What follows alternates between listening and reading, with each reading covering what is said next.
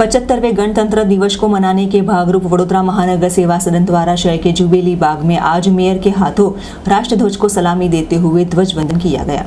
आज़ाद भारत देश के 75वें गणतंत्र दिवस को मनाने के भागरूप आज वडोदरा शहर जिला सहित देश भर में कई कार्यक्रम का आयोजन किया गया, जहां 75वें गणतंत्र दिवस को मनाने के भागरूप वडोदरा महानगर पालिका द्वारा भी शहर के जुबेली बाग में मेयर पिंकीबेन सोनी के हाथों राष्ट्रध्वज को सलामी देते हुए ध्वजारोहण किया गया था।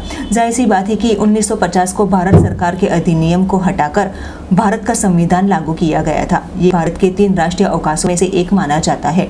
भारतीय संविधान के रचयिता डॉक्टर भीमराव अंबेडकर के हाथों भारतीय संविधान को लागू करने के साथ हर वर्ष 26 जनवरी को गणतंत्र दिवस के रूप में मनाया जाता है।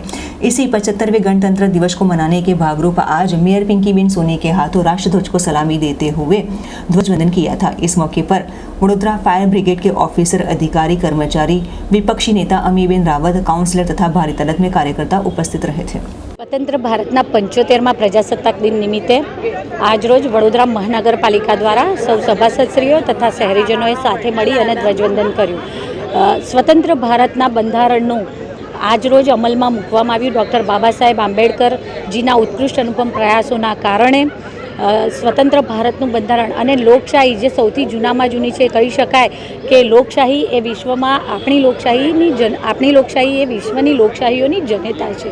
ત્યારે સ્વતંત્ર ભારતને આજે 75 વર્ષ બંધારણને અમલમાં આવ્યા થયા એટલે આજે 75મા પ્રજાસત્તાક દિન નિમિત્તે ઉજવણી કરી આદરણીય વડાપ્રધાનભાઈ શ્રી નરેન્દ્રભાઈ મોદીજીના ઉત્કૃષ્ટ પ્રયાસોને કારણે દેશ આજે વિશ્વમાં મોખરાના સ્થાને બિરાજી રહ્યો છે।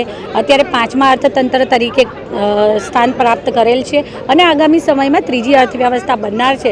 ત્યારે હું આજના 75મા પ્રજાસત્તાક દિવસ નિમિત્તે વડોદરા શહેરના સૌ નાગરિકોને સાથે સાથે સૌ ભારતીયોને ખૂબ ખૂબ અભિનંદન પાઠવું છું।